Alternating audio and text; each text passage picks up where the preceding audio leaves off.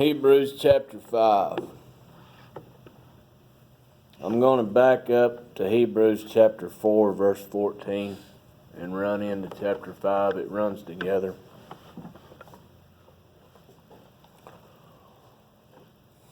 Seeing then that we have a great high priest who has passed through the heavens, Jesus, Son of God, let us hold fast our confession. For we do not have a high priest who cannot sympathize with our weakness, but was in all points tempted as we are, yet without sin. Let us therefore come boldly to the throne of grace, that we may obtain mercy and find grace to help in time of need.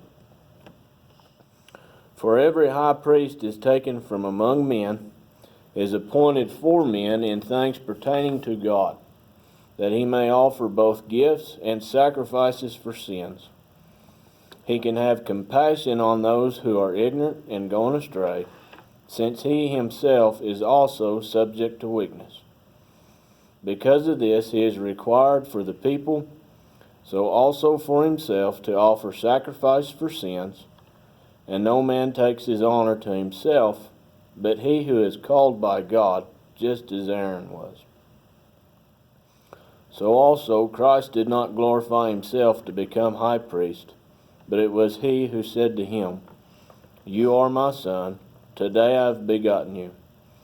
And he also says in another place, You are a priest forever, according to the order of Melchizedek, who in the days of his flesh, when he had offered up prayers and supplications, with vehement cries and tears to him, who was able to save him from death, and was heard because of his godly fear. Though he was a son, yet he learned obedience by the things which he suffered. And having perfected, he became author of eternal salvation to all who obey him, called by God as high priest, according to the order of Melchizedek, of whom we have much to say, and hard to explain, since ye have become dull of hearing. For though by this time ye ought to be teachers, you need someone to teach you again the first principles of the oracles of God, and ye have become need milk and not solid food. For everyone who partakes only milk is unskilled in the word of righteousness, for he is a babe. But solid food belongs to those who are of full age, that is, those who by reason of use have their senses exercised to discern both good and evil. So when we ended last week, we ended Christ being the high priest. He came in flesh. He fulfilled the law. So back in the start of chapter 5,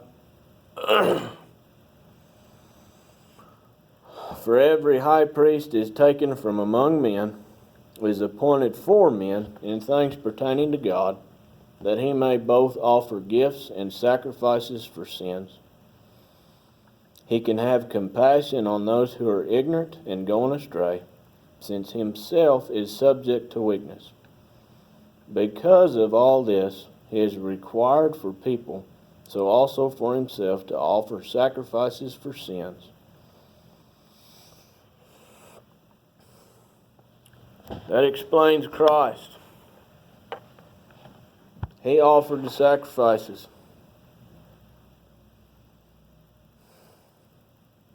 How many people did he do miracles on that were ignorant? He had compassion, going astray. For he himself was subject to weakness. Remember, he got tested. The only time I remember him getting aggravated is when he came in the temple and they had all the tables set up and they were selling and gambling and this and that, and he overturned the tables and tore them down. This is my Father's house, and this is how you come in and worship him?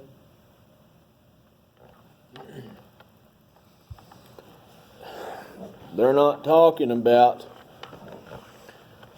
priest. This is all going to tie together by the end, I hope. Aaron was a priest. When Moses led them out of Egypt, Aaron was a priest.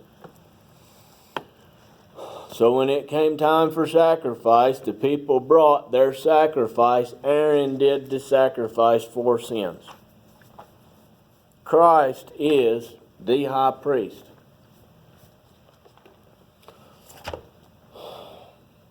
Let's go to Matthew chapter 27.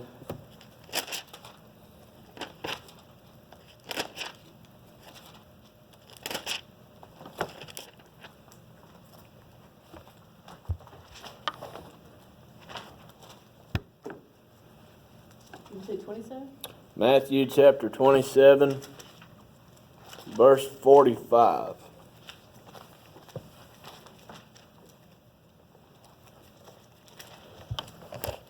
So the high priest is appointed among men, for men, pertaining to God, to offer gifts, sacrifices for sin, to have compassion on those who are ignorant, going astray, since he himself is subject to weakness, because he is required, as for the people, so also for himself, to offer sacrifice for sin. Matthew chapter 27, verse 45. Christ is hung on the cross. Now from the 6th hour until the 9th, there was darkness over the land. And about the 9th hour, Jesus cried out with a loud voice, saying, my God, why have you forsaken me? Some of those who stood there when they heard that, said, this man is calling for Elijah. Immediately one of them ran and took a sponge and filled it with sour wine and put it on a reed and offered it to him to drink. The rest said, let him alone. Let us see if Elijah will come to save him. And Jesus cried out again with a loud voice and yielded up his spirit. Then behold, the veil of the temple was torn in two from top to bottom, and the earth quaked, and the rocks were split, and the graves were opened. And many bodies of the saints who had fallen asleep were raised, and coming out of their graves after his resurrection, they went into the holy city and appeared to many. So when the centurion and those who were with him, who were guarding Jesus, saw the earthquake and the things that had happened, they feared greatly, saying, truly this was the Son of God. And many women who followed Jesus from Galilee, ministering to him, they were looking from afar, among whom were Mary Magdalene, Mary the mother of James and Jose, and the mother of Zebediah's sons. Turn over to Luke chapter 23, verse 26.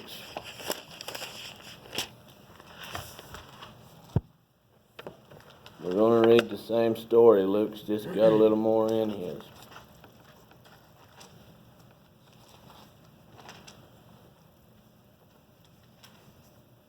Luke chapter 23, verse 26. Now as they led him, Christ, away, they laid hold of a certain man, Simon, a centurion, who was coming from the country, and on him they laid the cross, that he might bear it after Jesus. And a great multitude of people followed him, and women who also mourned and lamented him. But Jesus, turning to them, said, daughters of Jerusalem, do not weep for me, but weep for yourselves and your children. For indeed the days are coming in which they will say, blessed are the barren, wombs that never bore, and breasts which never nursed. Then they will begin to say to the mountains, fall on us, and to the hills, cover us. For if they do these things in the green wood, what will be done in the dry? There were also 2 other criminals led with him to be put to death. And when they'd come to the place called Calvary, they crucified him and the criminals, one on the right, one on the left. Then said Jesus, Father, forgive them, for they know not what they do. And they divided his garments and cast lots. And the people stood looking on. But even the rulers with them sneered, saying, he has saved others. Let him save himself if he is the Christ, the chosen one of God. The soldiers also marked commenting and offering him sour wine, saying, "If you're the king of the Jews, save yourself." And the inscription was also written over him in letters of Greek, Latin, and Hebrew, "This is the King of Jews." Then one of the criminals who were hanged blasphemed him, saying, "If you are the Christ, save yourself and us." But the other answering rebuked him, saying, "Do you not even fear God, seeing you are under the same condemnation? And we indeed justly, for we receive the due reward of our deeds. But this man has done nothing wrong." Then he said to Jesus, "Lord, remember me when you come into your kingdom." And Jesus said to him, "Assuredly, I say to you today, you will be with me in paradise." Now it was about the 6th hour, and there was darkness over the earth until the ninth, and the sun was darkened, and the veil of the temple was torn in two. And when Jesus had cried with a loud voice, he said, "Father, into your hands I commit my spirit." Having said this, he breathed his last breath. So when the centurion saw what had happened, he glorified God, saying, "Certainly this was a righteous man." And the whole crowd came together to that sight, seeing what had been done, beat their breast in return. But all his acquaintances and the women who followed him from Galilee stood at a distance, watching these things. So, back here in Hebrews, "For every high priest is taken from among men, is appointed for men in things pertaining to God, that he may offer both gifts, sacrifices for sins. He can have compassion on those who are ignorant and going astray, since he himself is subject to weakness. Because of this he is required for the people, so also for himself to offer sacrifice of sins." What did Christ just do? He offered the ultimate sacrifice. He is the high priest. There's not any more of going to the temple and going to the high priest, and "I sinned, I need you to make a sacrifice for me." No, it's done. We just read it. He was the high priest. He had compassion on the criminal that was hung beside him. "For I tell you this day, assuredly, you will be with me in paradise." With his last breath, "Father, I commit my spirit to you." He died, the veil ripped. Graves were opened past believers came into the city that were dead. The sacrifice was paid. So there is no more of the high priest in the temple. Verse 4. "And no man takes this honor to himself, but he who is called by God, just as Aaron was." John chapter 8, verse 54.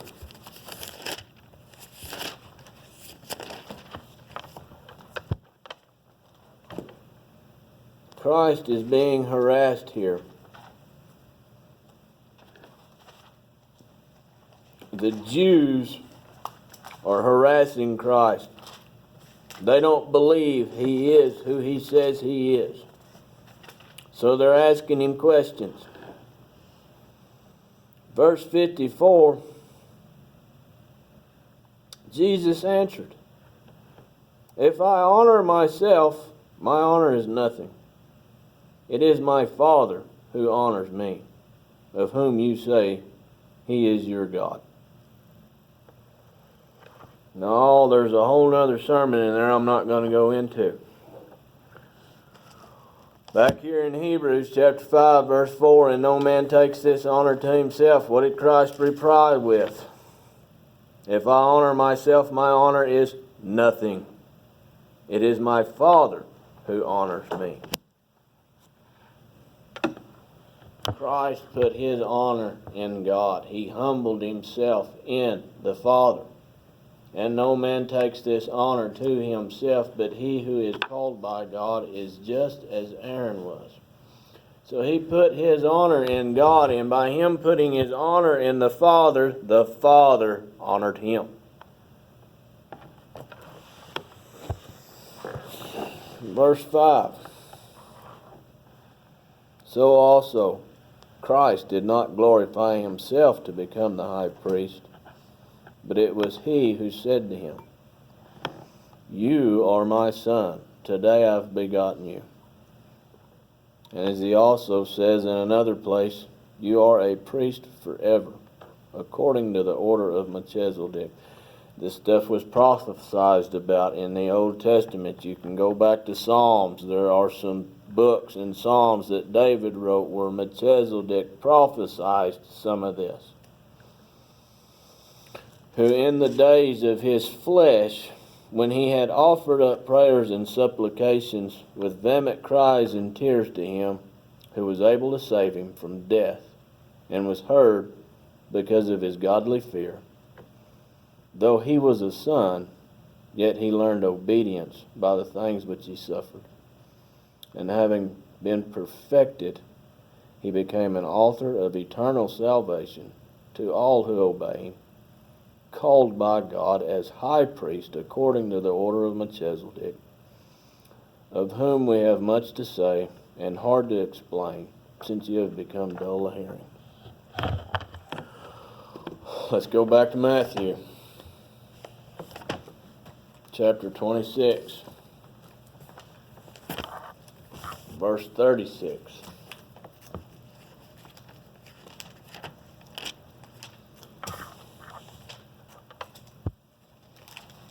Say it again. Matthew 26, verse 36.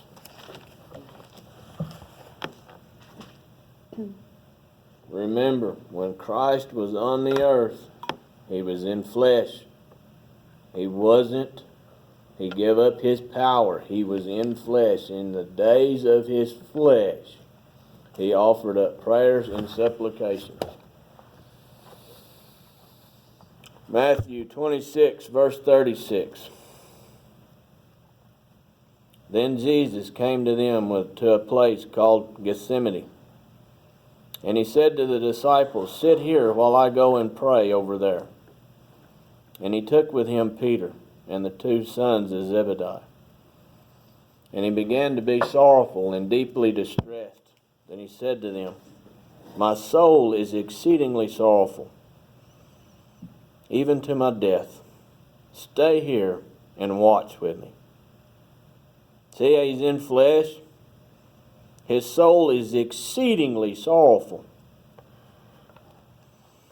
He went a little further, and he fell on his face, and he prayed, saying, O my Father, if it is possible, let this cup pass from me. Nevertheless, not as I will, but as you will. Then he came to the disciples, and he found them sleeping, and he said to Peter, What? Could you not watch with me just 1 hour? Watch and pray, lest you enter into temptation. The spirit indeed is willing, but the flesh is weak. Again, a second time he went away and prayed, saying, O Father, if this cup cannot pass away from me, unless I drink it, your will be done. And he came and found them asleep again, for their eyes were heavy. So he left them, and he went away again, and he prayed a third time, saying the same words. And then he came to his disciples, and he said to them, Are you still sleeping and resting? Behold, the hour is at hand, and the Son of Man is being betrayed into the hands of sinners. Rise and let us be going. My betrayer is at our hand. Mark chapter 14.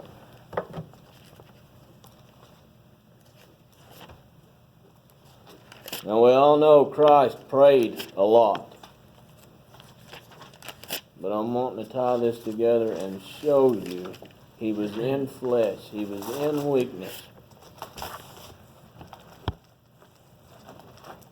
And he gave the honor and glory to his Father.